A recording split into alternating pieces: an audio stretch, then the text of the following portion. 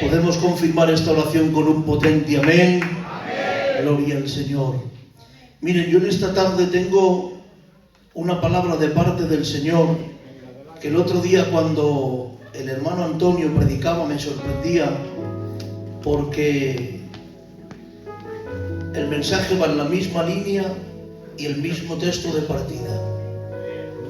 Pero eso es la riqueza de la palabra, que aunque todos los predicadores estuvieran citando el mismo texto, aún nos quedarían cosas por decir por la infinidad de la grandeza que tiene la Escritura. Amén.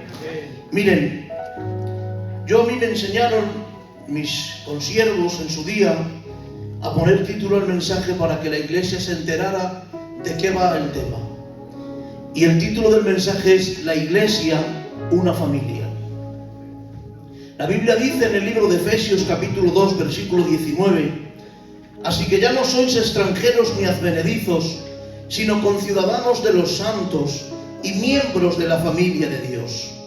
El apóstol Pablo escribe a la iglesia de Éfeso y se dirige a ellos como que ya no son extranjeros, sino conciudadanos de los santos.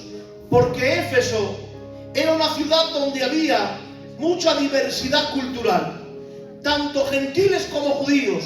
Y Pablo está abordando en el libro de Éfeso el tema de la unidad en Cristo, que ya no hay distinción, sino que solamente son uno en Cristo, para poderles enseñar que solamente hay una sola familia, la familia de la fe. Porque os recuerdo algo, en el libro de los Hechos, en el capítulo 10, vemos que Pedro, en el capítulo 10, empieza el texto relatando que está Cornelio, un hombre que dice la Biblia que era un hombre temeroso de Dios y que donaba y que ofrecía para el Señor, y estaba ayunando y estaba orando, y se le presenta un ángel en su casa y le dice: llama a Simón, que está en la casa de Simón el curtidor, más llamado y conocido por Pedro, y dile que venga a tu casa para que te predique el evangelio.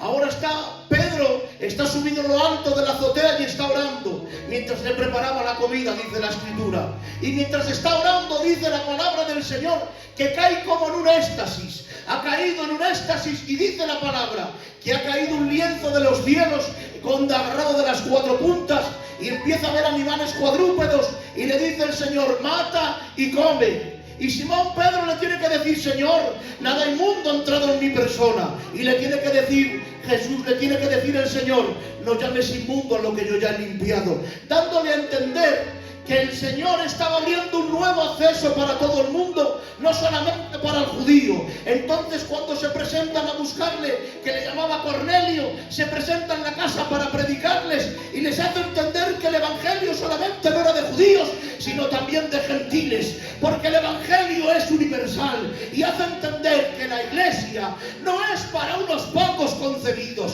La iglesia no es un grupo selecto y seleccionado, no. La iglesia es la familia de la fe. Por eso debemos de extender la universalidad del llamamiento del evangelio. Bájame esto, porfa, Diego, que yo voceo mucho, no te preocupes. Porque el evangelio, como he dicho, no es algo exclusivo de cuatro, sino que Cristo, voy a hacer énfasis en esto, Cristo hizo un llamamiento para todos. Pues la palabra evangelio significa buenas nuevas. Y las buenas nuevas no eran para unos pocos, porque el evangelio no es para encerrarlo entre cuatro paredes, y para el pueblo gentil, y para el pueblo judío, y para el pueblo griego, no, sino que el evangelio es un llamamiento universal para todos aquellos. Por eso dice Isaías 55:1: a todos los sedientos, venid a las aguas, y los que no tienen dinero, venid y comprad y comed. Venid y comprad sin dinero y sin precio vino y leche. La Biblia dice: id y predicad el evangelio a toda criatura. Y le dice en 2 de Pedro capítulo 3 versículo 9: porque el Señor no retarda su promesa, según algunos la tienen por tardanza, sino que es paciente para con nosotros, no queriendo que ninguno perezca, sino que todos procedan al arrepentimiento de la verdad. Porque Cristo no ha venido para salvar a unos pocos, ha venido para salvar al mundo. Porque Cristo desde la cruz estaba anunciando un evangelio santo, puro, perfecto, pero no para un grupo selecto, sino para todos los que quieran recibirlo.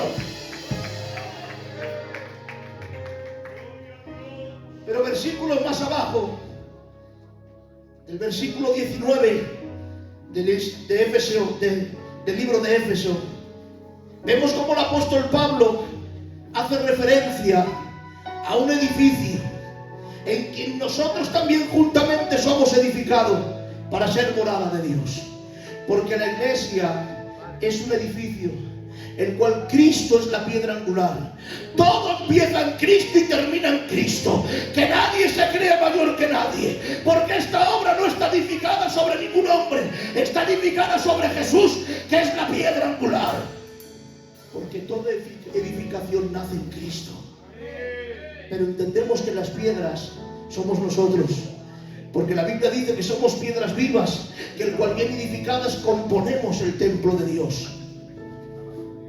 También vemos como hace referencia en Romanos capítulo 12 versículo 4, porque de la manera que un cuerpo tenemos muchos miembros, pero todos los miembros tienen la misma función, así nosotros siendo muchos somos un cuerpo en Cristo y todos miembros los unos de los otros. El apóstol Pablo a lo largo de su carta nos enseña que la iglesia es un edificio, la iglesia es un cuerpo, la iglesia es una familia. Un edificio tiene que estar bien cimentado, tiene que estar bien estructurado. Por eso dice que el perito arquitecto de esto es Jesucristo, el Hijo de Dios. Un cuerpo tiene que estar unificado, porque un cuerpo no puede estar dividido.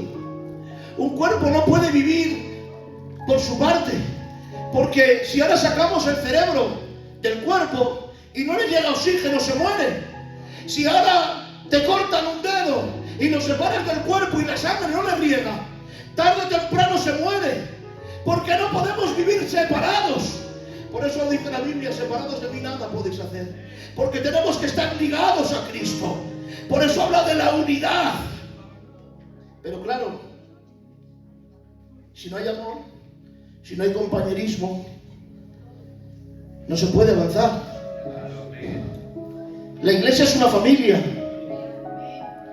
y si es una familia, cuando viene un extraño por esa puerta, alguien que no suele venir al culto, no es un extraño, es un hermano. Es un hermano en el cual no podemos pasarle como que no hay nadie, como que no le conocemos, no. Sino que cuando... Voy a hacer una pregunta.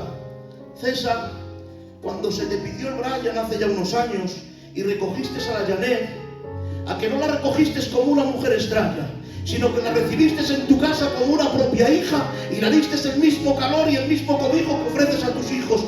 De la misma forma, cuando una persona viene y se acerca a Cristo y viene a la iglesia y pasa a pertenecer a la familia, no puede ser un extraño, no puede ser como que no le conoces, sino que te tienes que condoler, pues es un hermano, es un miembro, es parte de tu cuerpo, es parte de ti, porque ¿dónde te pueden dar que no te duela? Ay, Dios mío, a que cuando acontece algo en tu casa, cuando un hermano pasa una necesidad, cuando un hermano tiene un problema, a que te dueles. ¿Y cómo no te dueles? Por los hermanos de la iglesia. ¿Y cómo es que hay gente que faltan días, tiempo de no venir al culto y no te extrañas si no le llamas? Y si tiene una necesidad y sabes que tú puedes solucionarla, ¿por qué no te preocupas? Si la iglesia es una familia, ¿cómo es que pasamos los unos de los otros? Vengo al culto de 7:30, 8:30 y estoy deseando que den gracias a Dios para salir corriendo por esa puerta, y luego si te veo en el Mercadona te saludo con las cejas. La iglesia es un cuerpo y todo funciona cuando cada órgano hace su función. Cuando cada órgano está en su sitio, el cuerpo funciona. El problema viene cuando un órgano quiere realizar el trabajo de otro. ¿Se imaginan un riñón, que es el que filtra todo de la sangre del cuerpo? Ahora llega el brazo y dice: es que yo quiero ser el riñón, porque me apetece ser el riñón. ¿Qué problema tendríamos en el cuerpo que el brazo empezara a ser la parte del riñón que no puede filtrar y no puede hacer lo que tiene que hacer? Entonces Eso mismo pasa en la iglesia. ¿Cómo? Cuando el coro quiere estar uno del coro en el lugar del dirigente. O cuando, perdonadme obrero, sé que no es así en la iglesia, cuando el obrero quiere estar en el lugar del pastor y querer estar posicionado en el lugar del pastor, entonces se empieza a desequilibrar. O cuando una oveja quiere componerse en el lugar de un obrero, se empieza a descomponer y la situación se empieza a desequilibrar. Por eso Dios manifestó 5 ministerios para gobierno: pastores, profetas, maestros. ¿Para qué? Para que todo fuera bien dirigido. Y cuando todo está bien dirigido, cuando todo está bien ordenado, la iglesia avanza, la iglesia camina, todo marcha engranado. Pero cuando el pie quiere ser cabeza, o cuando la mano quiere ser riñón, no funciona, se retrasa, se detiene. Pero en la obra de Dios, cada lugar lo ocupa su puesto y todo es en la voluntad de Dios. Porque hoy, con estas indiferencias, estamos distorsionando la imagen de lo que Dios diseñó con su iglesia. La imagen de la iglesia cara al mundo ha de ser una imagen nítida, perfecta. Fíjense en Filipenses capítulo 4, verso 2. Dice Pablo: ruego a Evodia y a Sintique que sean de un mismo sentir en el Señor. El apóstol Pablo escribe a la iglesia de los filipenses desde la cárcel. No era un lugar cómodo. Y se había enterado que estas 2 mujeres estaban criando discordia dentro de la iglesia. ¿Y por qué las escribe con tanto amor y con tanto cariño? Porque Filipenses era la primera iglesia que había abierto en Europa. Y el apóstol Pablo, cuando escribe la carta a los filipenses, en el capítulo 4 está hablando de la unidad de la iglesia. También está refiriéndose y se ha enterado de este problema, y al finalizar la carta no puede dejar este tema de perdido, no, lo tiene que corregir y nos tiene que decir: Evodia, Sintique, ser de un mismo sentir en el Señor, no traigáis problemas. Y estas 2 mujeres no eran 2 mujeres cualquiera, porque tenían un lugar preeminente, y esto estaba afectando a la unidad de la iglesia. Y Pablo tiene que hacer el llamado a la unidad del cuerpo, con la exhortación de Evodia y Sintique: ser de un mismo sentir. Porque esto refleja la importancia de la armonía y de la reconciliación en la iglesia, ya que todos somos unos en Cristo. Me voy a sentir libre en mi iglesia, pastor, perdóname. Cuando criticamos, cuando hablamos mal los unos de los otros, estamos rompiendo el vínculo de la unidad. Y estamos haciendo el trabajo de Satanás, que Jehová Dios lo reprenda. Porque estamos sembrando cizaña en medio de la iglesia. Y tenemos que tener cuidado que sembramos en nuestros hogares, porque luego venimos al culto y nuestros hijos no quieren venir. Porque hablamos tan mal en casa que repercutimos en el corazón de nuestros hijos. ¿No se han dado cuenta, pastor, que a lo mejor vas a un lugar y no conoces a una persona, pero te empieza a hablar durante todo el camino tan mal de él que cuando le ves sin conocerle ya le repudias? Y eso no es la unidad de la iglesia. Porque cuando criticamos o hablamos mal de algún hermano, rompemos el vínculo. Y mira lo que le sucedió a los hermanos de Moisés por criticar a Moisés. Ya saben lo que está escrito. La Biblia dice, cuando he leído este texto, Josué, esta mañana, porque me llevaba el Señor esta mañana, iba conduciendo y estaba entre el mensaje, yo no sé, cualquier día, menos mal que Dios me guarda. Mi mujer me tiene pena en la muerte de que coja el móvil en el coche, pero me he puesto en el trabajo un aparato así y voy. Bueno, no lo digo que si no luego me mata mi mujer. Dice Hebreos capítulo 12, versículo 15. Mirad bien, no sea que alguno deje de alcanzar la gracia de Dios, que brotando alguna raíz de amargura os estorbe, y por ella muchos sean contaminados. El capítulo 12 del libro libro de Hebreos está dentro de un contexto de exhortación en la disciplina, y dice el autor: mirad bien, observad. No vaya a ser que cuando estemos realizando estos detalles de criticar a la hermana, de criticar al hermano, de criticar al pastor, estemos sembrando, y alguna sembra de cizaña empiece a crecer una raíz de amargura, que por hecho muchos sean contaminados. Gloria a Dios. Como he dicho antes, hay que tener cuidado lo que se siembra, porque luego los hijos, ¿y para qué voy al culto? Si mira lo que dices, si mira lo que haces. Había una historia de una familia que cada vez que se sentaban en la mesa a comer, el pastor era el plato de sopa y los obreros eran la carne y el despacho. Tan mal hablaban del pastor y de esos obreros que un día este niño ha caído enfermo, y estando en el hospital ha llegado el matrimonio y ha dicho: vamos a llamar al pastor y a los obreros que oren por el niño. El niño tan mal había sembrado en él que han dicho: no les llaméis. Si me habláis tan mal de ellos, ¿cómo voy a querer que vengan a orar por mí?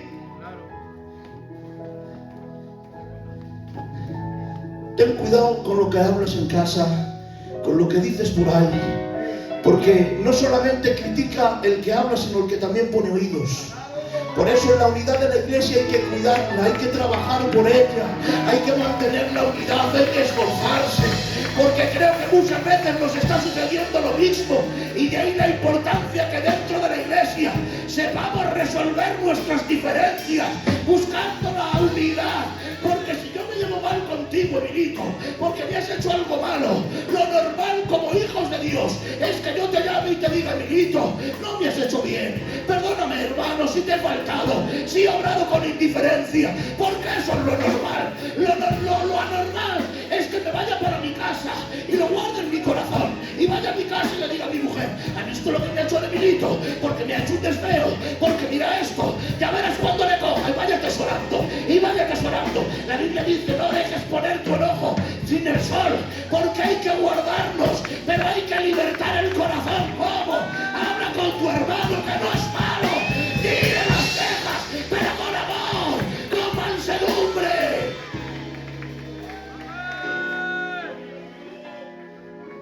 Porque debemos de buscar la unidad en el propósito de servir a Dios, porque unidad no significa uniformidad.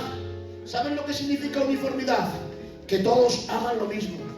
Sin embargo, unidad es que todos tengamos un mismo sentimiento, pero cada uno, conforme el llamamiento que Dios le ha dado, lo ponga en las manos de Dios. Un mismo sentir. Uniformidad es que yo pienso así, todos tienen que pensar así. No, Dios no ha dicho eso. Busca la unidad de la iglesia. En la diversidad está la gracia de Dios. Porque, como decía el hermano Ramonez en aquella alabanza, porque dos hermanos se hayan enfadado, división de iglesia, cada cual por su lado, pero la sana doctrina dice lo contrario: debo de perdonar si es que quiero ser perdonado. La casa de Dios somos los hijos de Dios, y el Padre es el que ordena, y los hijos obedecemos. Nosotros no podemos cambiar lo que Cristo ya ha establecido ahí. Dice la Biblia en el libro de Proverbios capítulo 6 versículo 16: 6 cosas aborrece a Jehová, y aún 7 abomina su alma: los ojos altivos, la lengua mentirosa, las manos derramadoras de sangre inocente, el corazón que maquina pensamientos inicuos, los pies presurosos para correr el mal, el testigo falso de las mentiras, y el que siembra discordia entre los hermanos. Hermanos, que no somos muchos cuerpos, que aquí no es la iglesia, perdónenme, no es la casa de los Fernández, ni de los Jiménez, ni de los Cantocas. No, esta es la casa de los hermanos en la fe. Por eso está escrito, dice la Biblia, acompañadme coro, Primera de Pedro capítulo 3 versículo 8: finalmente, ser todos de un mismo sentir, compasivos, amándoos fraternalmente, misericordiosos, amigables. Dice la Biblia, Primera de Corintios 1:10: os ruego pues, hermanos, por el nombre de nuestro Señor Jesucristo, que habléis todos una misma cosa, y que no haya entre vosotros divisiones, sino que estéis perfectamente unidos en una misma mente y en un mismo parecer, dice la Biblia. Y sobre todas estas cosas, vestíos del amor, que es el vínculo perfecto, dice la Biblia en Colosenses, soportándoos unos a otros y perdonándoos unos a otros, para si alguno tuviera queja contra otro de la manera que Cristo perdonó, así también hacedlo vosotros, dice Efesios capítulo 4 verso 3, solícitos en guardar la unidad del Espíritu, en el vínculo de la paz. Pero dice otra versión, esguárdense en el vínculo de la unidad. Ahí la Biblia dice, 1 Timoteo 5:8, porque si alguno no provee para los suyos, y mayormente para los de su casa, ha negado la fe, y es peor que un incrédulo. Dice la Biblia en el Salmo 133, mirad cuán bueno y delicioso es habitar los hermanos juntos en armonía. Y termino, dice la Biblia en Filipenses, capítulo 2 y versículo 2, completad mi gozo, sintiendo lo mismo, teniendo el mismo amor, unánimes, sintiendo una misma cosa, nada hagáis como contienda o por vanagloria, antes bien con humildad, estimando cada uno a los demás como superiores a sí mismo, no mirando cada uno por lo suyo propio, sino cada cual también por los otros. Ay, Padre. Pero termino iluminando. Haya pues en vosotros este sentir como también en Cristo Jesús, el cual siendo en forma de Dios, no estimó el ser igual a Dios como cosa que aferrarse, sino que se despojó a sí mismo, tomando forma de siervo, hecho semejante a los hombres, y estando en la condición de hombre, se humilló a sí mismo. ¡Ay! Haciéndose obediente hasta la muerte, y muerte de cruz, por lo cual Dios también lo exaltó, dándole un nombre que es sobre todo nombre, para que en el nombre de Jesús se doble toda rodilla, de lo que está en la tierra, de lo que está en el cielo. Y tengo que decir que Jesucristo es el Señor, para la gloria del Dios Padre. Iglesia, tengamos el sentir de Cristo, amémonos los unos a los otros, miremos los unos a los otros, guárdate la indiferencia en el bolsillo, dispone el amor que Dios ha derramado, porque la unidad de la iglesia es el fruto de poder habitar a los que viven perdidos. Pero si no hay amor aquí, ¿cómo vendrán los perdidos? Pero si hay amor aquí, el perdido viene corriendo porque ve algo diferente. Sea un faro en alta mar, sea una hoguera para el que tenga frío, sea un amigo para el que tenga dueño. ¡Ay! Sé como Cristo. Sé como Cristo. Guárdate las indiferencias.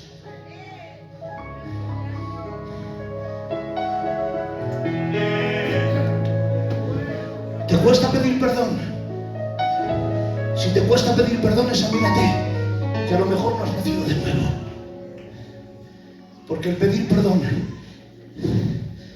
es un privilegio y una emoción de los que tienen a Cristo en el corazón. Fuerte el aplauso y que Dios les bendiga. Esta es la palabra que Dios había puesto en mi corazón. Paz y bien para todos. Ese coro, por favor.